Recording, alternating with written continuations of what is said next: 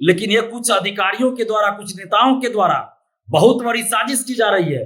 पहले तो अपने रिश्तेदारों को, अपने सगे संबंधियों को या पैसा लेकर लोगों को संविदा पर नौकरी दे दीजिए, संविदा पे बहाल कर दीजिए धांधली सेटिंग करके। तो मतलब सरकार ये करना क्या चाह रही है, बीएसएससी करना क्या चाह रही है, और कुछ अधिकारी जो अपने निजी फायदे के लिए सब कर रहे हैं।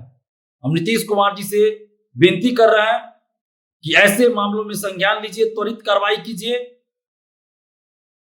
नमस्कार, आरएन खबर पे आपका स्वागत है। मैं हूं दीपक प्रियदर्शी। बिहार में जब भी कोई परीक्षा होती है उस परीक्षा को लेकर विवाद न हो ऐसा कभी नहीं होता।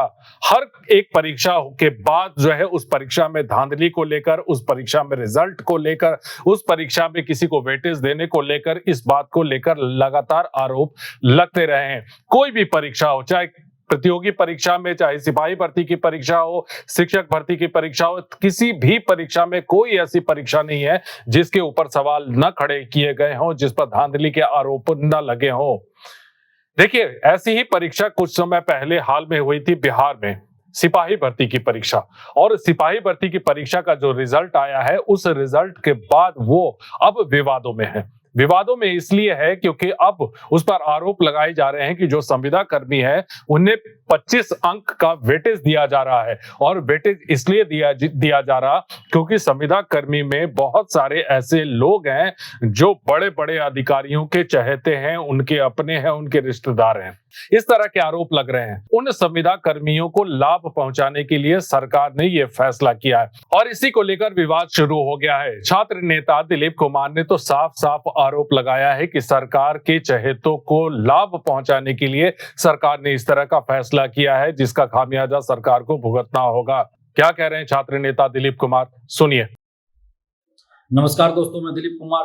दोस्तों, हाल फिलहाल अभी बिहार पुलिस सिपाही भर्ती का रिजल्ट आया और दूसरी तरफ बीएसएससी द्वारा एक नोटिस जारी किया गया जिसमें संविदा कर्मियों के लिए 25 अंक वेटेज देने का प्रावधान किया गया है। इन दोनों ही चीजों में बिहार के लाखों अभ्यर्थियों के साथ घोर अन्याय हो रहा है। सिपाही भर्ती का रिजल्ट तो आया, लेकिन उसमें बहुत गड़बड़ी, धांधली सेटिंग की बातें सामने आ रही है। 10-10 हजार रोल नंबर के बीच में कोई भी पास नहीं किया है। आखिर ऐसा कैसे हो गया कि 10-10 हजार रोल नंबर तक कोई पास नहीं किया? और इसकी जांच होनी चाहिए कि क्या ये महज एक संजोग है कि 10-10 हजार रोल नंबर के बीच एक भी पास नहीं किया। जो भी है, इसकी जांच होनी चाहिए। और सबसे बड़ी बात कि पारदर्शिता क्यों नहीं है? सिपाही भर्ती, दरोगा भर्ती या बीएसएससी की परीक्षाओं में पारदर्शिता क्यों नहीं है? परीक्षा समाप्ति के बाद ओएमआर सीट की कार्बन कॉपी, क्वेश्चन बुकलेट अभ्यर्थियों को मिलना चाहिए।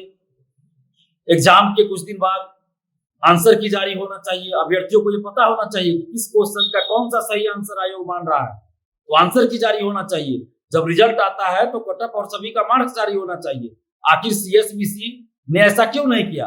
सिर्फ रिजल्ट के नाम पे रोल नंबर का पीडीएफ जारी किया जाता है। ये तो घोर अन्याय है। आखिर आप बताइएगा ना कि अभ्यर्थियों को कितना मार्क्स आया, कट ऑफ कितना गया, किस क्वेश्चन का कौन सा आंसर सही है, नॉर्मलाइजेशन आपने किया है कि नहीं किया है तो क्या उसकी पद्धति रही। मतलब कुछ भी नहीं बताना है, सिर्फ रिजल्ट के नाम पे रोल नंबर का पीडीएफ जारी कर देना है। सीएसबीसी सिपाही भर्ती का वही हाल है, दरोगा बहाली का वही हाल है, बीएसएससी का भी वही हाल है। तो इन तीनों में ही पारदर्शिता नहीं है। तो हम सरकार से ये मांग कर रहे हैं कि इन तीनों ही बहालियों में पारदर्शिता लाई जाए। ओएमआर सीट की कार्बन कॉपी, क्वेश्चन बुकलेट परीक्षा समाप्ति बाद अभ्यर्थियों को मिलना चाहिए। परीक्षा के बाद आंसर की जारी होना चाहिए। जब रिजल्ट आए तो कट ऑफ सभी का मार्क्स जारी होना चाहिए। और अभ्यर्थियों को तो ये जानने का हक है ही। और जब फिजिकल टेस्ट जहां होता है, वहां भी फिजिकल टेस्ट जब लेते हैं उसी समय आप लिखित रूप में प्रमाण दीजिए उनको कितना मार्क्स आया। लिखित रूप में प्रमाण मिलना चाहिए। बायोमेट्रिक का भी सबूत रहना चाहिए, चाहे वो रिटन टेस्ट हो या फिजिकल हो, सब में बायोमेट्रिक का प्रमाण रहना चाहिए।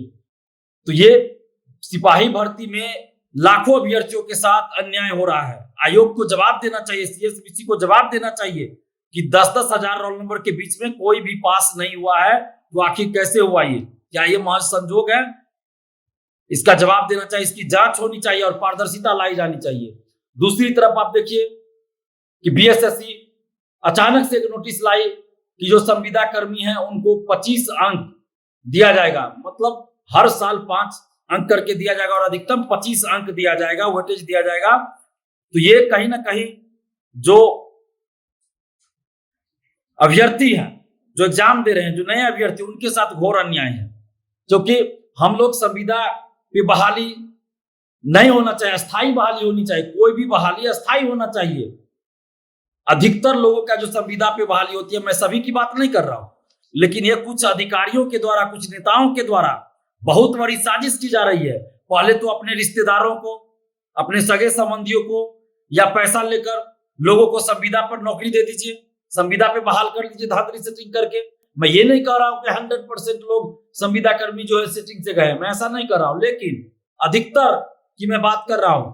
अधिकतर लोग ऐसे ही हैं जो सेटिंग, धांधली सेटिंग या फिर नेताओं के, अधिकारियों के सगे संबंधी हैं, उनका पैरवी पे संविदा कर्मी बनते हैं, नौकरी होती है। तो ये बहुत अच्छा तरीका निकाला धांधली सेटिंग का कि पहले आप संविदा कर्मी बना दीजिए, संविदा पे बहाल कर दीजिए और कुछ समय के बाद जब नई बहाली हो तो उसमें उनको वेटेज दे दीजिए, उसमें उनको अधिकतम मार्क्स दे दीजिए कुछ, ताकि वो आसानी से पास कर जाएंगे। कहीं कहीं 25 अंक है, कहीं कहीं 25% कर दिया जाता है। तो मतलब सरकार ये करना क्या चाह रही है, बीएसएससी करना क्या चाह रही है?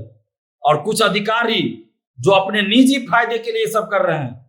हम नीतीश कुमार जी से विनती कर रहे हैं कि ऐसे मामलों में संज्ञान लीजिए, त्वरित कार्रवाई कीजिए और ऐसे अधिकारियों पर भी कार्रवाई कीजिए जो इस तरह से अभ्यर्थियों को परेशान कर रहे हैं। सुप्रीम कोर्ट का भी आदेश है कि विज्ञापन निकलने के बाद बीच बहाली में आप नियम चेंज नहीं कर सकते, बदलाव नहीं कर सकते।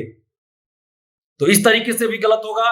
और वैसे भी जब नई नियुक्ति है तो उसमें आप संविदा कर्मियों को 25 अंक दीजिएगा, तो ये कहीं से भी उचित नहीं है, कहीं से भी उचित नहीं। अगर ये सरासर गलत है, अभ्यर्थियों के साथ अन्याय है। सरकार से हम ये मांग कर रहे हैं, खासकर नीतीश कुमार जी से ये मांग कर रहे हैं कि इस पे संज्ञान लीजिए और ऐसे नियमों को हटाइए, नहीं तो फिर लाखों अभ्यर्थी सड़क पे उतरेंगे। हम लोग इस चीज को बर्दाश्त नहीं करेंगे। बारी बारी से हर डिपार्टमेंट में ये चीज किया जा रहा है कि पहले संविदा पे बहाल करो और फिर 25 अंक दे दो। ये नहीं चलेगा। ये धांधली सेटिंग का नया तरीका खोजा गया है कि अपने सगे संबंधियों को, रिश्तेदारों को और पैसा लेकर इस तरह से करवा दिया जाए। ये बर्दाश्त नहीं किया जाएगा। हम बिहार के समस्त अभ्यर्थियों से अपील कर रहे हैं कि आप एकजुट होइए और हम लोग इसके खिलाफ लड़ेंगे और जल्दी इस पे कुछ ना कुछ हम लोग करेंगे, इसके खिलाफ लड़ेंगे, बर्दाश्त नहीं किया जाएगा। और नीतीश कुमार जी से मांग कर रहे हैं कि चुनाव के समय कुछ अधिकारी और कुछ नेता आपकी छवि धूमिल करना चाह रहे हैं, तो ऐसे लोगों पे कार्रवाई कीजिए और ऐसे नियमों को, ऐसे निर्देशों को, ऐसे नियमों को हटाइए और अभ्यर्थियों के साथ न्याय कीजिए। देखिए, पिछले दिनों शिक्षक भर्ती की परीक्षा को लेकर, बीपीएससी टीआरई 4 को लेकर, एसटीईटी को लेकर काफी आंदोलन हुआ और अब अगली कड़ी है सिपाही भर्ती की परीक्षा का रिजल्ट और उस रिजल्ट में धांधली के आरोप लग रहे हैं। अब सवाल यह है कि इस धांधली के आरोप का क्या जवाब होता है सरकार के पास, ये देखना होगा। वीडियो देखने के लिए धन्यवाद।